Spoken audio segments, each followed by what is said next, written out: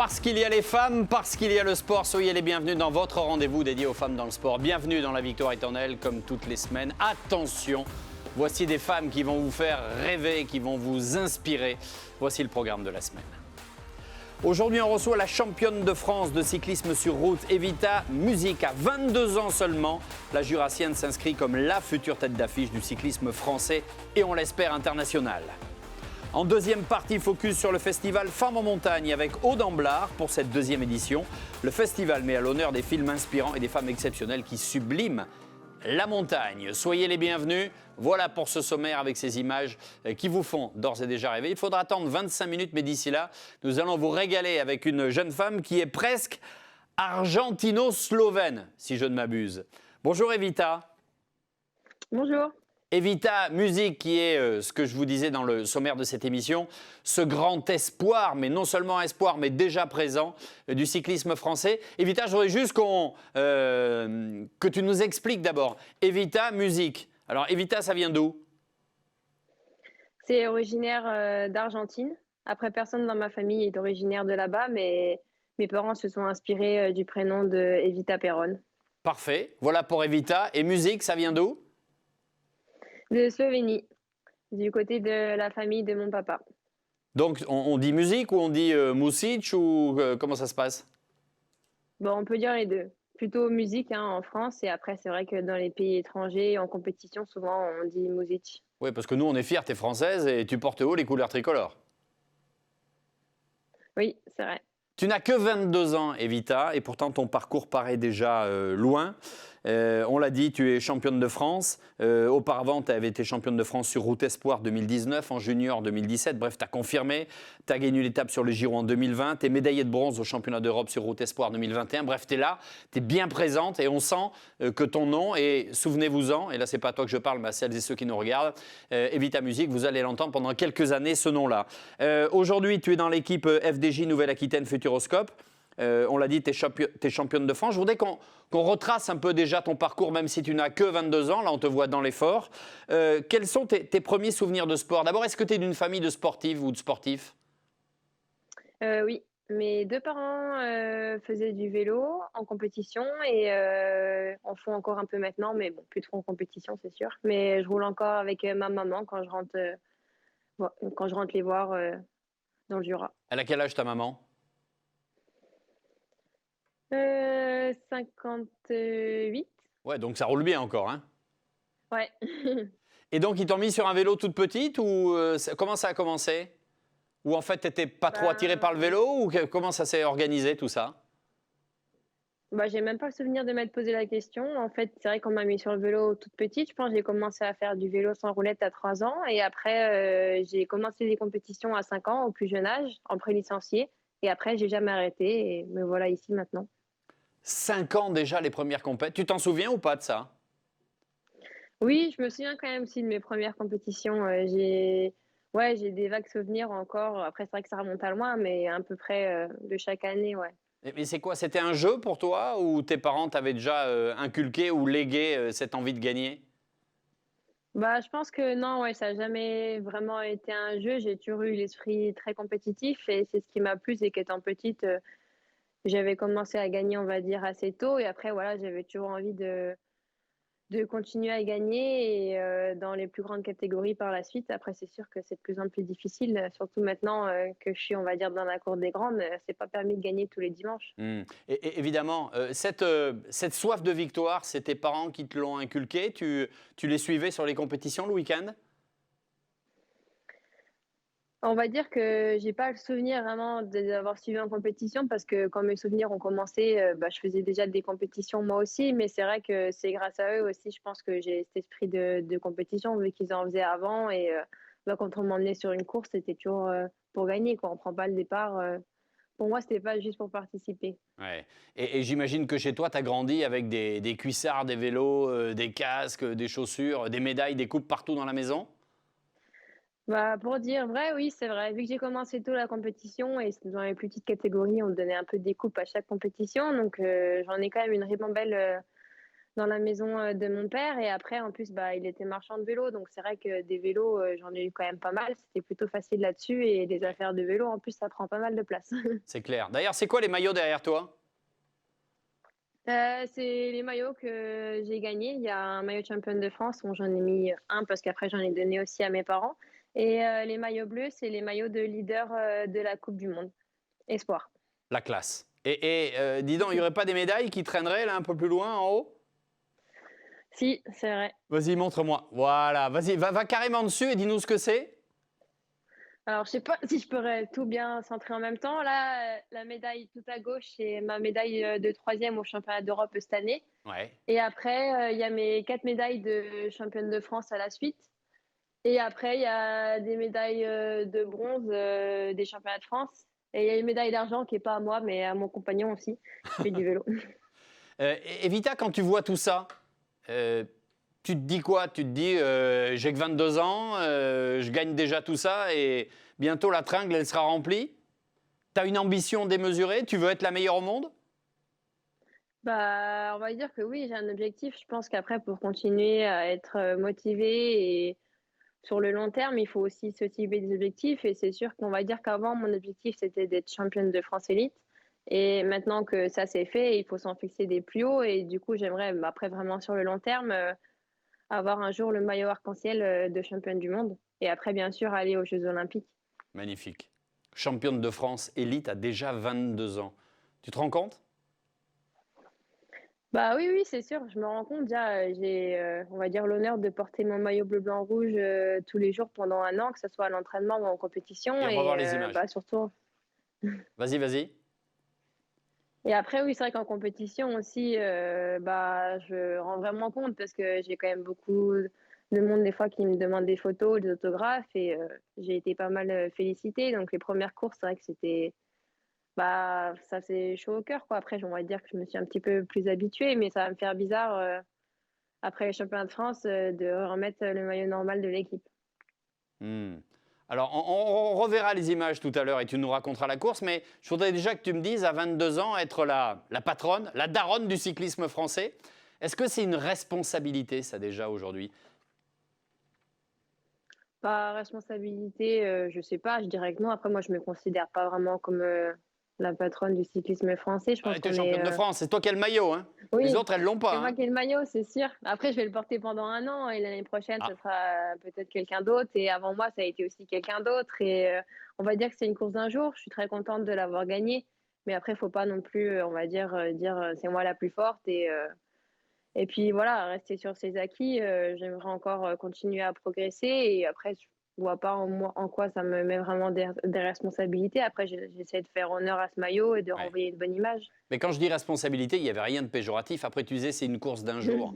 Mais, et tu le sais mieux que moi, Evita, justement, c'est là où c'est le plus dur. Mm. C'est d'être présent, le meilleur, le jour J. C'est comme ça qu'on est championne de France, c'est comme ça qu'on est championne du monde, c'est comme ça qu'on est championne olympique. On peut s'entraîner à être hyper fort. Si tu es un jour sans, le jour de la course, bah, dommage. Oui, c'est vrai. Bah, c'est vrai que c'est ça qui fait, on va dire, la beauté d'un maillot, que ce soit championne de France ou après internationaux, c'est que c'est une course d'un jour et bah, ce jour-là, on peut avoir, oui, des jambes un peu moins bonnes ou même que la course ne se passe pas comme prévu parce que c'est aussi une course stratégique, le vélo. Ouais. Donc, qui est aussi une course d'équipe. Et après, voilà, il y a plusieurs facteurs. Il peut y avoir aussi les ennuis mécaniques. C'est vrai qu'il y a plein de choses qui jouent. Donc, ça, ce qui rend encore plus beau la victoire sur une course d'un jour. Ouais, puis il y a un paramètre que tu n'as pas évoqué, surtout, c'est qu'il y a les autres, hein. Tu peux avoir l'italienne, la hollandaise, l'anglaise qui a Mm. un jour de folie, qui a les jambes de feu et pff, bah, tant pis, t'es deux, quoi. Ça, c'est sûr, ouais. Sauf que, ouais, mais c'est hyper important. Ça veut dire que toi, tu étais prête, mais il y en a probablement d'autres qui étaient prêtes, mais tu étais encore plus prête qu'elle. Je voudrais qu'on revienne quand même sur ce parcours. Quand tu es toute petite, tu dis tu commences à 5 ans, tu commences à gagner quelques courses, sauf que tu fais pas de la route, tu fais du cyclocross ou tu fais les deux. Comment ça se passe au début? Oui, j'ai toujours fait les deux. J'ai fait route et cyclocross. Et c'est vrai que quand on est petit, on appelle ça un peu les CVJ, même l'été où normalement c'est que la route, nous c'était des compétitions où il y avait des courses de sprint arrêtées et il y avait aussi du cyclocross. Donc c'est vrai que le cyclocross au final je l'ai gardé un peu toute l'année puisque l'hiver bah, c'était que le cyclocross et l'été c'était la route avec encore du cyclocross aussi. Mais on va dire que j'ai toujours fait les deux depuis toute petite. Oui, et puis j'imagine que l'un sert à l'autre. Ah bah oui, oui, forcément. Je pense que faire du cyclocross, c'est aussi une bonne école pour la route. D'ailleurs, on voit maintenant que on peut très bien même faire les deux en même temps. C'est vrai que c'était Ouais. un peu la question ces dernières années. Il y en a pas mal qui passaient pro sur route et bah, qui arrêtaient le cyclocross, qui a été aussi un peu mon cas au début. Après, bah, j'aimerais y revenir. Ça fait 2 années que je me dis ça et que j'ai des petits problèmes qui m'en empêchent. Mais j'aimerais aussi y revenir un jour. C'est vrai que c'était aussi mon premier titre de championne de France, donc ça reste un grand souvenir et j'aime particulièrement cette discipline. Ouais, et puis quand on voit les grandes championnes qui t'ont précédé, les Pauline Ferrand-Prévot ou d'autres, elles ont fait route, cyclo et ainsi de suite, quoi. Mais je comprends parce qu'il y a Oui. il y a une vraie différence, mais il y a une vraie complémentarité, il y a une vraie richesse, et puis on a la chance en France de pouvoir s'entraîner un peu sur tous ces différents terrains de jeu. Bah oui, c'est sûr. Après, en plus, on va dire que l'hiver, c'est plus facile aussi de faire du cyclocross ou du VTT parce Ouais. que bon, j'habite pas non plus dans le sud de la France et bah, quand il y a un peu de neige ou qu'il fait froid, c'est plus facile d'aller faire du cyclocross et c'est aussi plus ludique, ça change. Quand on fait des saisons entières sur route, maintenant surtout au niveau professionnel, la saison elle est longue. Donc ça fait du bien aussi de changer un peu de discipline, ça remet une source de motivation autre. Et puis c'est sûr qu'après, c'est pas la même ambiance non plus en cyclocross qu'en route. À quel âge tu as intégré le Pôle Espoir de Besançon? En seconde, donc j'aurais pu dire exactement quel âge ça me faisait, mais ouais, quand je suis 15? entrée en seconde, ouais, je pense, aux Ouais. alentours de 15 ans. À ce moment-là, tu continues de faire les cyclos et routes? Ouais, oui, oui.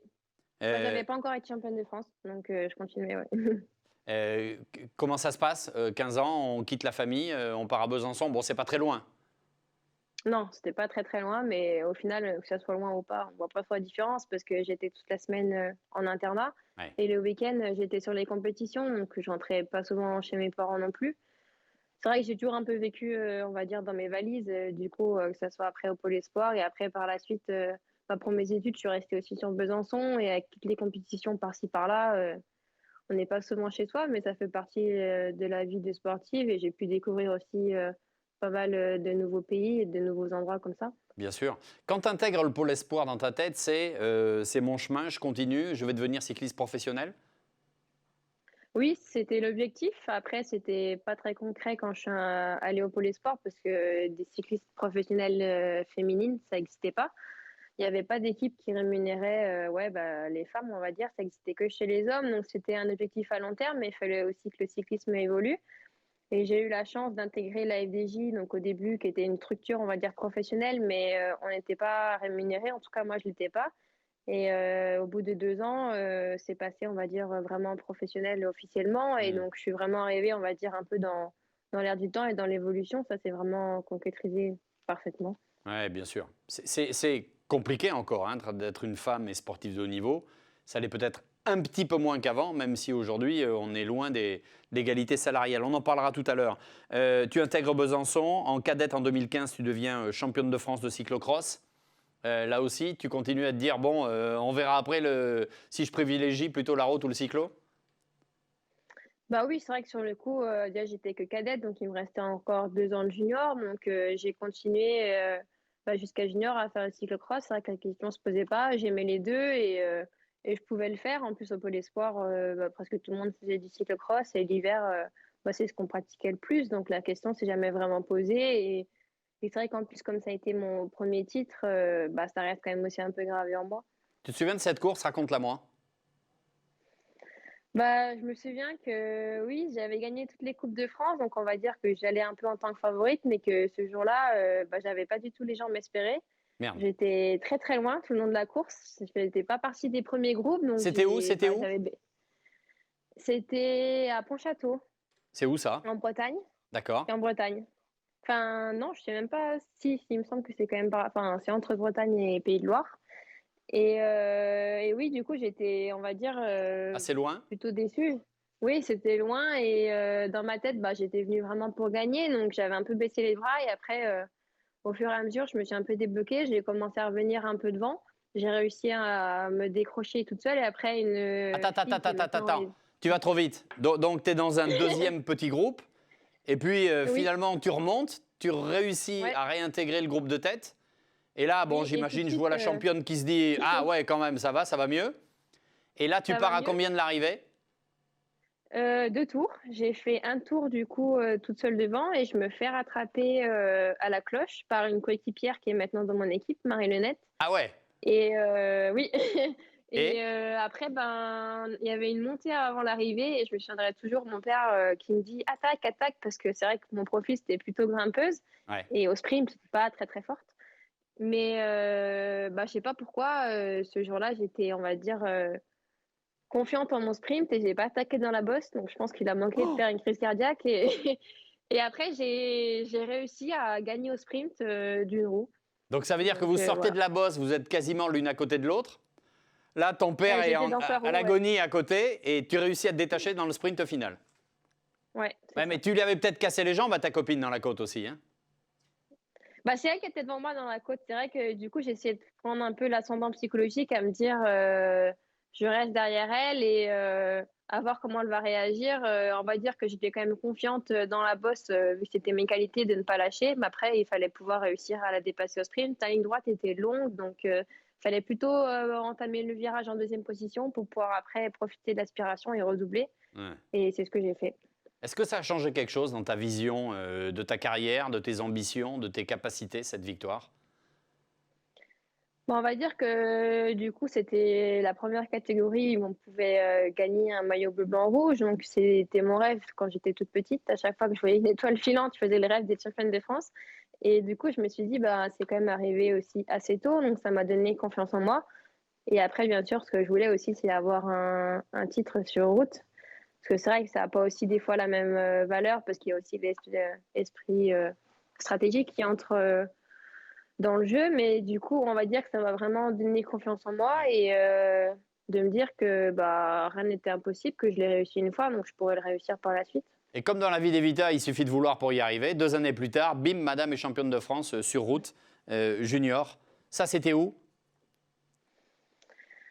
Oh, les noms, en plus, je suis pas très forte niveau mémoire, mais Et c'était dans quel dans coin? la ville où C'était c'était dans le plat, centre de la bosselet? France. Non, c'était dur, ouais. C'était, je pense, le circuit le plus dur que j'ai jamais fait en championnat. Ah ouais, C'était vers là où habite Julien Alaphilippe, je crois, de naissance. Il faudrait que je d'accord. retrouve le nom, mais j'arrive pas à le retrouver. Et ouais, c'était un circuit quand même physique. Donc assez bosselet. Et là, cette course-là, comment elle s'est passée? Tu faisais partie des favorites?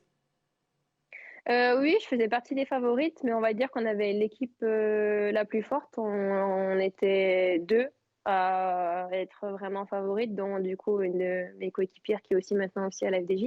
Ouais. Et on était assez confiantes. On avait vraiment travaillé toute l'année pour ça, à essayer de faire à faire le ménage en équipe en fait. Et c'est vrai que dès le premier tour, du coup, on a profité de la bosse pour monter à fond. Et chaque tour, en fait, il y avait des filles qui lâchaient. Et c'est vrai que souvent, j'ai jamais eu trop confiance en moi. Et je pense que ce jour-là, dès le premier tour, j'ai vu que j'étais bien et que j'avais les capacités de gagner. Et je me suis dit, aujourd'hui, c'est peut-être ton jour. Et après, on s'était du coup décroché à 5. Et Dont ta avec ma copine. coéquipière, 5 dont ta copine. ouais, dont ma copine. Ah ouais, donc Ouais. fallait s'en débarrasser aussi. Bah, du coup, après, c'était un peu aussi pile ou face et on a attaqué chacune notre tour et c'est moi qui ai réussi à sortir toute seule. Et elle, après, elle est restée avec du coup, les autres adversaires derrière et dans la dernière bosse, elle a réussi à ressortir. Et du coup, on fait un et 2. Mais quand elle, tu dis qu'elle reste derrière, c'est pas un choix d'équipe, c'est parce qu'elle n'a pas réussi à te suivre. Bah si, parce que du coup, quand j'attaque, c'est pas à elle de venir me chercher concrètement. C'est vrai que c'est ça Donc elle aussi te que des protège, tu fois, veux dire. oui, le grand public comprend pas, c'est que le vélo, c'est aussi un sport d'équipe. Et du coup, si j'attaque, c'est aux adversaires de venir me chercher. Et elle prend la roue et après, elle re-attaque. Parce Ouais. que si du coup, elle ramène les adversaires, c'est un peu j'ai des cartouches pour rien. Et du coup, on avait déjà attaqué plusieurs fois chacune notre tour. Les adversaires sont toujours revenus. Et à mon attaque, eh ben, elles sont pas revenues. Donc du coup, elle est restée derrière jusqu'à ce qu'il y ait, on va dire, un trou suffisant. Hmm. Et après, elle a fait son effort à fond. Donc là, Et du coup, elle a réussi à les lâcher. on était en 2017. 2019, tu passes un cap encore, tu deviens championne de France sur route espoir. 2020, tu Mm. gagnes une étape dans le Giro. Et cette même année, tu deviens championne de France sur route en élite. Là, c'est une sorte de consécration, c'est quoi? Bah, je pense que oui, c'est vrai qu'au final, l'objectif, c'était d'être championne de France, mais élite surtout parce que dans les jeunes catégories, j'ai pas pu porter le maillot bleu, blanc, rouge. Et c'est vrai que là, bah, c'est vraiment un honneur de pouvoir le porter tous les jours pendant un an sur mes épaules et puis de pouvoir courir avec, en fait. essayer de défendre ce maillot. Et après, je dirais qu'au final, je sais pas, je saurais pas choisir vraiment quelle est la plus belle victoire parce que pour moi, la victoire sur le Giro reste aussi une grosse victoire parce que c'est au niveau international. Il y avait toutes les meilleures mondiales sur ce Giro. Enfin, c'est quand même un Tour d'Italie. Alors qu'au final, le championnat de France, il y avait les meilleures françaises, mais du coup, un peu Ouais. moins de monde. Mais c'est vrai que c'est quand même peut-être plus emblématique d'être championne de France parce qu'on Hmm. a le maillot et c'est encore plus médiatique, quoi. Donc ça reste quand même de grandes victoires. Je pense que ma victoire au Giro a participé aussi à ma victoire au championnat de France. Ça m'a donné confiance sur le fait que j'avais beau être grimpeuse, j'avais quand même aussi une pointe de vitesse quand c'était un peu en montée. Et du coup, ça m'a mis confiance sur le fait que même si j'arrivais groupée à la fin, j'étais capable de gagner et c'est ce que j'ai réussi à faire. Et c'est ce qu'on voit là, hein, c'est ça la victoire, le titre de championne de France. Oui, Donc là, oui. on le voit, tu pars à quoi? À combien? 300 mètres de l'arrivée? Ouais, je dirais 200, 250. Ouais. C'était quand Et même tu loin leur fais pour un mal, sprint parce en qu'on côte. voit que tout le monde suit, mais tu es devant, tu leur fais mal, tu leur pètes les cannes. C'est ça? Oui. Quand on démarre, alors là, tu n'es pas encore parti, explique-nous, vas-y, raconte-nous, là, qu'est-ce qui se passe dans ta tête et t'es où là? Là, t'es 5, c'est ça? Bah là, ouais, je me dis que c'est pas moi la plus surveillée et qu'il faut que j'attende le moment où moi j'estime le mieux pour partir, sachant Maintenant, pas là, trop tu tard. pars. Et là, ouais, je vois une ouverture et je me dis, bah, c'est mon moment. Et du coup, bah, après, je me suis jamais retournée jusqu'à la ligne. Et c'est vrai que je les voyais même pas à côté de moi, en fait. Donc, j'ai vraiment attendu la ligne pour lever les bras. Mais quand j'ai levé les bras avec l'air, ça m'a fait ralentir et elles sont arrivées à mon hauteur et j'ai eu un gros moment de doute. On peut voir, je Ben pense, ouais. sur la vidéo. Et du coup, je me suis dit, mince, j'espère que c'est quand même moi qui ai gagné. Et comme c'est vrai que j'ai l'esprit un peu des fois pessimiste, j'ai commencé à me dire, mince, t'as pas gagné. Et après, bah, tout de suite après, on m'a quand même dit que j'avais gagné. Et du coup, ça a été aussi encore la deuxième explosion de joie. Ouais, et en même temps, je pense que c'est une expérience de se dire attention, si tu lèves un peu trop les mains, un peu trop vite. Et en même temps, est-ce que c'est normal de ne pas faire même juste un petit signe, enfin un petit coup d'œil pour savoir où elles sont? Bah, c'est vrai que j'aurais pu, on va dire que normalement, on voit normalement quelqu'un venir et je pense que j'étais vraiment focus dans mon effort et elles sont vraiment revenues dans les tout derniers mètres. Donc, dans ma tête, je les voyais pas. Donc, j'ai essayé vraiment de ne pas me relever jusqu'à la ligne parce que des fois, quand on se retourne, s'ils avaient vu venir, peut-être que j'aurais aussi douté. Parce que Ouais. là, au moins, j'étais vraiment dans mon effort jusqu'à la ligne et après, au final, on a l'impression que je me relève à la fin, mais je me relève pas. C'est juste que Non, quand non, je tu lève ne te les relèves bras, pas. vu de devant. Mais tu ne te relèves pas, mais ça arrive très fort d'à côté, quoi. Voilà, c'est Ouais. ça, ouais. Et, En même temps, vu que j'avais lancé de loin, elles avaient l'aspiration derrière moi, donc c'est sûr et oui. que ça revenait fort sur la fin. Il y a des larmes sur le podium? Ou est-ce que tu pleures de temps en temps sur les podiums? Oui, je dirais que déjà mon premier titre, je l'ai fait, et notamment celui en junior, parce que c'est vrai que j'étais pas, on va dire, la plus favorite de mon équipe, et je m'y attendais pas forcément. Et donc, du coup, ouais, en junior, j'ai pleuré. Je dirais qu'en espoir, non, mais là, en élite, ben, c'est de voir aussi toutes mes coéquipières de l'autre côté de la ligne, parce que ça a été aussi quand même un gros effort collectif. Donc, ouais, je pense que il me semble avoir versé mes petites larmes avec. C'est formidable ça, hein. Tu as fait une grosse chute au mois d'octobre. C'était lors de la dernière étape du Women's Tour, le Tour du Royaume-Uni. Je crois qu'on a quelques images.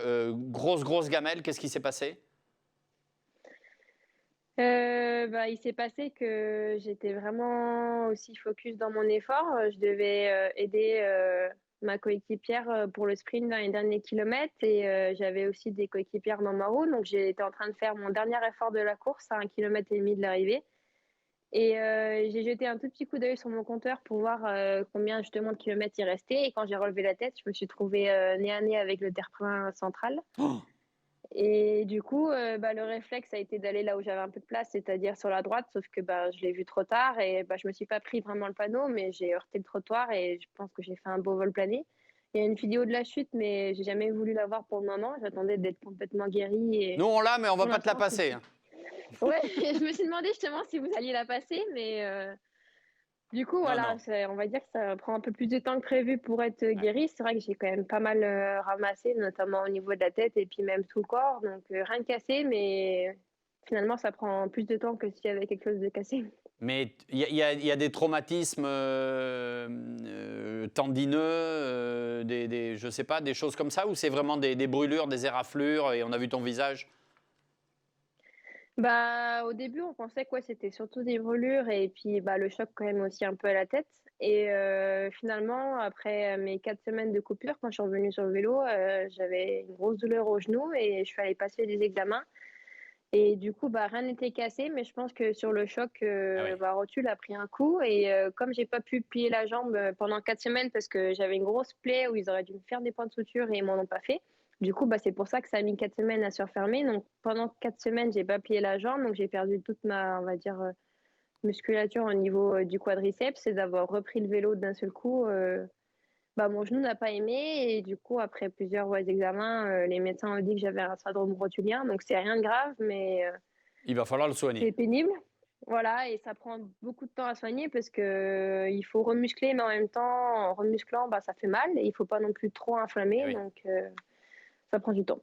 Bon, j'ai envie de te dire, c'est pas grave, parce que le Tour de France féminin qui reprend, c'est l'été prochain. Oui, Et c'est au où? mois de juillet. L'arrivée à la planche des belles filles en Franche-Comté. Et c'est quoi, ça, tous ces beaux endroits? Ben, c'est vers chez moi, dans ma région natale, Voilà. Donc, tu me vois venir. à la maison. Bah oui, oui, je le vois venir. C'est sûr que c'est l'objectif de la saison, hein, clairement. Je pense que ça sera l'objectif de toutes les filles, toutes Bien les sûr. équipes. Le Tour de France, c'est la course la plus médiatique et plus importante chez les garçons. Donc là, première fois chez les filles, ça va être, je pense, vraiment démesuré. Et ben oui, c'est l'objectif, clairement. Attends, l'objectif, c'est quoi? C'est une étape, 2 étapes ou c'est la victoire finale? L'objectif, c'est la victoire du général. Alors, pas forcément avec moi, parce que je suis pas la leader de l'équipe, mais ramener le maillot jaune à l'équipe FDJ Nouvelle-Aquitaine Futuroscope. Et après, bien sûr, essayer aussi de viser les victoires d'étape. Tout ce qui Evita, est bon à prendre, on prend, hein. est-ce que je peux te demander d'aller décrocher le maillot bleu-blanc-rouge qui est derrière toi? Oui, Qui est le maillot de alors championne de effectivement. France qu'elle a gagné l'été dernier. Donc, hein, vous l'aurez compris. Attention aux peluches et tout le bazar. OK. Ouais. Maintenant, je veux bien que tu te rassoies à ta place. Et maintenant, je vais te reposer la question différemment. Donc, le tour, il s'appelle comment l'été prochain? Le Tour de France, Le Tour de France. Et ce maillot, c'est le maillot de... championne de France. OK. Donc, il y a peut-être une coéquipière, il y a peut-être des coéquipières, mais dans la tête d'Evita, aujourd'hui, l'objectif, c'est de le... Bah, de le porter aussi, ouais, sur le Tour de France. Non, mais de le gagner, surtout, ce tour. Ah oui, je pensais que vous parliez du maillot, du coup, vu Ah que non, vous c'est m'aviez sûr fait que tu vas décrocher. l'honorer, ça, j'en suis certaine. Et là, pour le coup, on parlait de responsabilité, mais le retour du Tour de France, ça va être exceptionnel. C'est pendant une semaine, hein, c'est ça? Ouais, 8 jours. 8 jours, mais 8 jours bien durs. Et avoir Oui. ce maillot tricolore et entendre la foule scander ton nom, ça va être exceptionnel. Oui, après, à vrai dire, c'est pas sûr que j'aurai encore le maillot tricolore parce qu'il y aura le prochain championnat de Ah, France c'est qui vrai. aura eu lieu d'ici là. Oui. Bon, mais il faudra que tu regagnes, Donc, écoute, hein. bah oui, oui, c'est sûr, ouais, faudrait que je regagne. Après, voilà, je suis pas la seule dans l'équipe, hein, c'est un sport d'équipe et Ouais. le parcours sera moins dur que l'année dernière, donc c'est pas dit. Après, de toute façon, comme je disais, on prend toujours le départ d'une course pour gagner aussi, hein. Mais voilà, maintenant, c'est plus gagner collectivement. Et mais c'est sûr que dans tous les cas, de toute manière, je pense qu'il y aura quand même du monde pour nous encourager. Et en plus, l'arrivée en Franche-Comté, j'espère avoir tous les gens qui me connaissent venir m'encourager sur ces routes. Ouais, et puis toute ta famille, j'imagine. Merci beaucoup, Bah oui, Evita, aussi. parce qu'il est l'heure, parce que là, tu as rendez-vous avec qui? J'ai rendez-vous chez le kiné pour mon genou. Eh ben Et voilà. donc voilà, remettre tout en place hein, pour la saison prochaine et arriver plus grande forme pour le Tour de France. Merci beaucoup, Evita Musique. Une maturité exceptionnelle et un palmarès qui est déjà bien rempli. Et mon petit doigt me dit qu'il va encore se remplir copieusement lors des années qui vont arriver. Merci, Evita, on t'embrasse. À bientôt et bravo encore. À bientôt, merci, au revoir. Salut à toi.